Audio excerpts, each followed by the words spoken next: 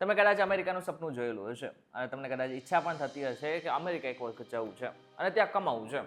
પણ એક વખત તો તમારા મનમાં એ પણ પ્રશ્ન આવેલો હશે કે એકચ્યુઅલમાં જે આપણા ભાઈઓ, ગુજરાતી ભાઈઓ અને ભારતભરમાંથી જેટલા પણ લોકો જાય છે એ એકચ્યુઅલમાં કમાય છે કેટલું?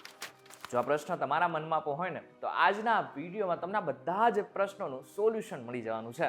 અને યાદ રાખજો, આ વિડીયો જોઈને તમને બહુ જ મજા આવવાની છે, એટલે માટે થઈને આ વિડીયો એકવાર પૂરો જોઈને જોજો. Hello, ladies and gentlemen. This is your captain speaking. We'll be landing in the airport in just a few minutes. What's up guys, welcome to A to This and my name is Karan Charutra. અમેરિકામાં ભલે ડોલર્સના ઝાડ ના હોય, પરંતુ આપણા ગુજરાતી ભાઈઓ જેટલું કમાય છે ને એ પ્રમાણે જો જોવા જાય ને તો એકચ્યુઅલમાં તમને લાગશે કે અમેરિકામાં તો ડોલર્સના ઝાડ છે. એક રિસર્ચ થયું છે જેનું નામ છે પ્યુ રિસર્ચ. હવે આ રિસર્ચમાં જણાવવામાં આવેલું છે કે એકચ્યુઅલમાં આપણા જે ભારતીય ભાઈઓ છે ને એ કેટલું કમાય છે. આ રિપોર્ટમાં જણાવવામાં આવ્યું છે કે 16 વર્ષથી વધુની ઉંમર ધરાવતા ઇન્ડિયન્સ અમેરિકન્સ 2023ના વર્ષમાં એવરેજ $85,300 કમાતા હતા, જ્યારે અમેરિકામાં રહેતા એશિયન્સની એવરેજ માથાદીઠ વાર્ષિક આવક $52,400 હતી. મતલબ કે યુએસમાં રહેતા એશિયન્સમાં ઇન્ડિયન્સની કમાણી કરવામાં ખાસા આગળ છે, જ્યારે ફૂલ ટાઈમ કામ કરતા ઇન્ડિયન્સની વાર્ષિક કમાણી $1,06,400 જેટલી થાય છે. છે ને ગજબની વાત? પરંતુ આની સાથે જે ફેમિલી ઇન્કમ છે ને એ પણ તમારે એકવાર જાણી લેવી જોઈએ. અમેરિકામાં રહેતી ઇન્ડિયન્સ ફેમિલીઝની વાર્ષિક આવક 2023માં $1.51 લાખ હતી. નવાની વાત તો એ છે કે અમેરિકામાં જન્મેલા મૂળ ઇન્ડિયન્સ કરતાં ઇન્ડિયાથી યુએસમાં શિફ્ટ થયેલી ફેમિલીની આવક વધારે છે. હવે જો ગરીબીની વાત કરીએ ને તો અમેરિકામાં અમુક ઇન્ડિયન્સ એવા પણ છે કે જે ગરીબી રેખાની નીચે પણ જીવે છે. એની સંખ્યા કેટલી છે? એની સંખ્યા પણ 6% જેટલી છે. જો કે આ સંખ્યા બહુ વધારે ના કહી શકાય, પરંતુ જો ભારતીયની વાત કરીએ કે જે લોકો ત્યાં જાય છે એ પ્રમાણે જો જોવા જઈએ તો થોડીક વધારે હજુ પણ કહેવાય. આ રિસર્ચ પેપરમાં તો એવું પણ બતાવવામાં આવેલું છે કે જેટલા પણ ભારતીયો ત્યાં ભણવા માટે જાય છે, કમાવા માટે જાય છે કે પછી રહેવા માટે જાય છે, એ આગળ જઈને પોતાનું ઘર પણ વસાવે છે.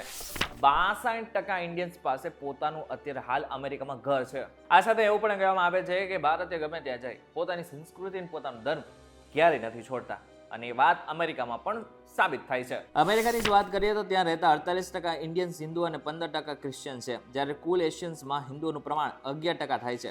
ઇન્ડિયામાં લગ્ન જીવન એ કલ્ચરનો એક ભાગ છે અને ઇન્ડિયન્સ ફેમિલીમાં રહેનારી એક કોમ્યુનિટી છે. અમેરિકામાં જેટલા પણ ઇન્ડિયન્સ છે એમાંથી જેટલા પણ એડલ્ટ છે એમાંથી 70% લોકો બધા જ ત્યાં જઈને પરણી ચૂક્યા છે, જ્યારે અમેરિકામાં જન્મેલા ઇન્ડિયન્સમાંથી 35% મેરિડ છે. હવે ભણવાની પણ વાત કરેલી કે આપણા ભારતીય ભાઈઓ ત્યાં કેટલું ભણેલા હોય છે. સામાન્ય રીતે જોવા જાય ને તો એક આંકડો એ પણ બતાવે છે કે લગભગ 77% લોકો જે લોકો ભારતમાંથી અમેરિકા જાય છે અને બધા જ લોકો પાસે બેચલર ડિગ્રી છે, અને આમાંથી 31% લોકો પાસે ખાસ એડવાન્સ ડિગ્રી છે. 2023ના આંકડા પ્રમાણે અમેરિકામાં રહેતા ઇન્ડિયન્સની કુલ સંખ્યા 5.2 મિલિયન જેટલી થાય છે, જેમાં 20% માત્ર કેલિફોર્નિયામાં રહે છે, જ્યારે ત્યારબાદ ટેક્સાસ બીજા નંબરે આવે છે, જ્યાં ઇન્ડિયન્સની વસ્તી 5.70 લાખ અને ન્યૂ જર્સી 4.40 લાખની ઇન્ડિયન્સ પોપ્યુલેશન સાથે ત્રીજા ક્રમે છે, જ્યારે ન્યુયોર્ક 3.90 લાખ સાથે ચોથા નંબરે આવે છે, અને પાંચમા નંબરે આવે છે 2.70 લાખની પોપ્યુલેશન સાથે ઇલિનોય. ઇન શોર્ટ જો જોવા જાય ને તો આપણા ભારતીયોને ખાસ કરીને આપણા જે ગુજરાતી ભાઈઓ છે ને એ અમેરિકામાં જઈને પણ પોતાનો ધર્મ સાચવી રાખે છે, પોતાની સંસ્કૃતિ સાચવી રાખે છે, પોતે કમાય છે અને આની સાથે સાથે પોતાનું ઘર પણ વસાવે છે. ત્યારે આ બધી બાબતને લઈને તમારું શું કહેવું છે? તમારે પણ શું ઈચ્છા છે કે અમેરિકામાં કમાવા જવાનું? શું તમારી પણ ઈચ્છા છે કે અમેરિકામાં જઈને લગ્ન કરવાના? શું તમારી પણ ઈચ્છા છે